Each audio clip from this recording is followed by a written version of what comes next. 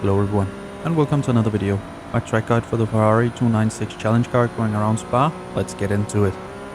Turn 1 is going to be a place where people will try and overtake you, but when qualifying you want to stay on the left side of the track. And I brake just before I lose the 100 board here on the left, and I aim for about 90% brake pressure, and we are trailing that off all the way to the inside curb. We want a little bit of a later apex here, helping us getting earlier on the throttle. Once I get to the inside curb, I start to apply the throttle again, and I'm easing it in to make sure we don't get any traction loss. Use the room needed, but avoid the outside sausage. If we get a bad exit, people might try and overtake us into turn 2. That is certainly not recommended. When in qualifying, stay on the right side of the track. The line through the corner is pretty much the darkened part of the track. We want to cut a lot of the inside curb to help us open up the turn. We don't have to brake at all for this corner. All we have to do is lift to about 30%, and we do that by the end of the curb. And we're getting back on full throttle just before the top of the hill. We want to cut the next part coming up at the top of the corner as well. Make sure you don't cut too much, as that will give you a slowdown. Then it's all about scrubbing off as little speed as possible all the way down the straight. Here, draft is going to play a part down into turn 5, so keep that in mind when racing here. But for qualifying, we want to stay on the left side of the track. Here I'm braking just about a car length before the dirt patch here on the left. And I aim for about 80% brake pressure, trailing that off all the way to the first curb. We have a bit of entry curb as well. Make sure while braking that you use that on the outside here. We're going to sacrifice both 5 and 7 exits to get a better setup for turn 7. Once past the first curb, we want to go a little bit on the throttle, not 100% though, cutting all of the curb for turn 6, ending up on the left side of the track, as close to the curb as we can. For turn 7, we want to trail brake just a little bit. We want to do that so we make sure we get all the way into the curb of turn 7, cutting all of it, and just before the curb we want to slowly apply the throttle again, and of course use all of the available room here on the outside.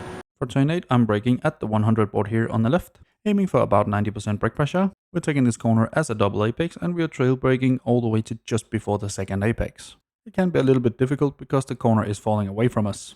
The goal is to come out just about mid-track so we can get over to the right side for turn 9. This means that we want to ease in the throttle to make sure we don't understeer too wide. I'm pretty much full throttle once we get to the straight part. For turn 9, we want to brake once we get to the curb. A quick hit to about 50%, trailing off all the way to the inside curb. There's an anti-cut sausage on the inside, make sure not to hit that one. And once on the curb, we should apply the throttle again. We don't have to ease it that much in here, and that's because we have quite a lot of room on the outside we can use to help us maximize exit speed. Just make sure to keep one set of wheels within the white line. Then we want to stay on the right side of the track, getting up on the curb here on the outside. And just before I lose the 50 board here on the left, I start to brake. I aim for about 75% brake pressure. This one is also a double apex, and we want to trail off the brake to just after the first apex. And when we're about mid-track, we should be able to slowly apply the throttle again. We want to let the car walk out to the outside curb before getting the car back to the second apex. And I utilize all of the outside curb here to help me maximize the exit speed. Quickly get back to the left side of the track. For turn 12, I brake halfway between the 100 and the 50 board here on the left.